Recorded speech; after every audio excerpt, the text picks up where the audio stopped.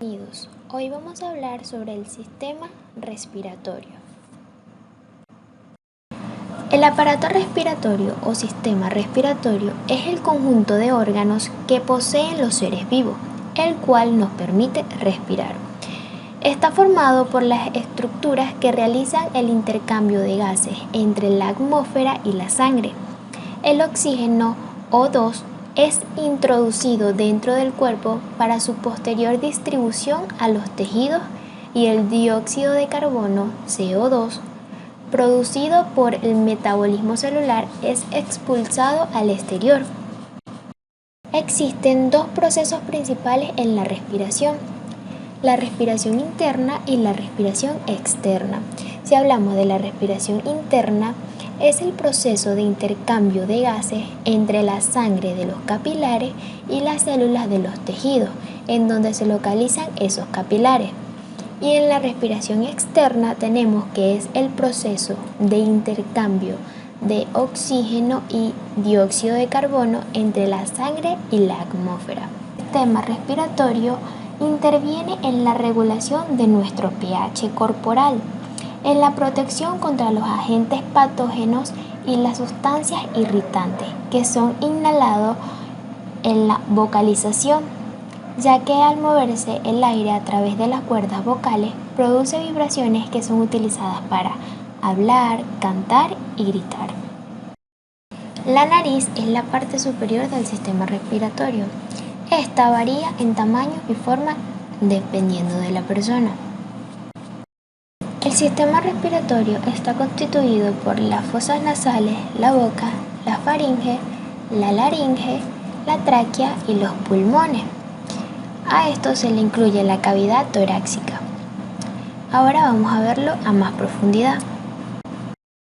Para pasar el sistema respiratorio, el aire entra a través de la nariz o de la boca, pasa por las fosas nasales, también llamadas narinas, y el aire se calienta y se humidifica. Los pasajes nasales y las otras partes del aparato respiratorio están protegidos por pelos diminutos llamados cilios, que se encargan de filtrar el polvo y otras partículas que entran en la nariz junto con el aire que respiramos. Continúa su trayectoria hasta descender a la faringe, donde se une con las dos entradas de las vías nasales, la cavidad nasal y la boca. La faringe forma parte del aparato digestivo y del respiratorio, porque transporta tanto los alimentos como el aire. En la parte inferior de la faringe, el canal se divide en dos conductos, uno para los alimentos, que es el esófago, y otro para el aire. El esófago conduce al estómago. El pasaje exclusivo para el aire se cubre con una pequeña capa de tejidos denominadas epiglotis cuando tragamos. De este modo se impide que los alimentos o los líquidos vayan a los pulmones.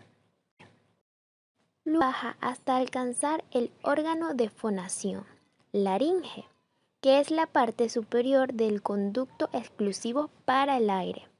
Este conducto corto contiene un par de cuerdas vocales que vibran para generar sonido.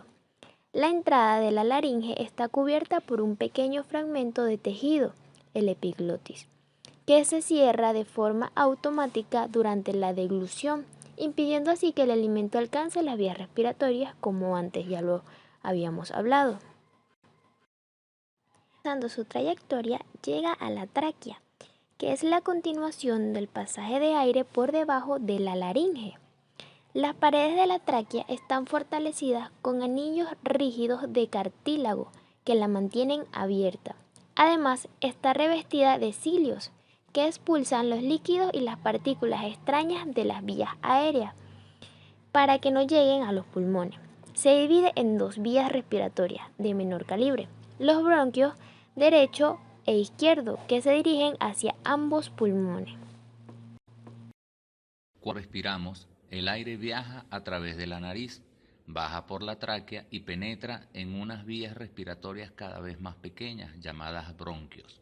Estos bronquios se ramifican en pasajes más pequeños, llamados bronquiolos, y finalmente en sacos pequeños, delgados, llamados alvéolos. Durante la inspiración, los alvéolos pulmonares se llenan de aire. Es aquí donde se intercambia el oxígeno por dióxido de carbono. Las células sanguíneas absorben el oxígeno de los capilares de los alvéolos a medida que el dióxido de carbono, un producto de desecho, es devuelto a los pulmones desde las venas. Durante la expiración, el dióxido de carbono es expulsado del cuerpo a través de la nariz. La sangre, rica en oxígeno, viaja al corazón para que pueda ser bombeada de vuelta al cuerpo allí donde se necesita.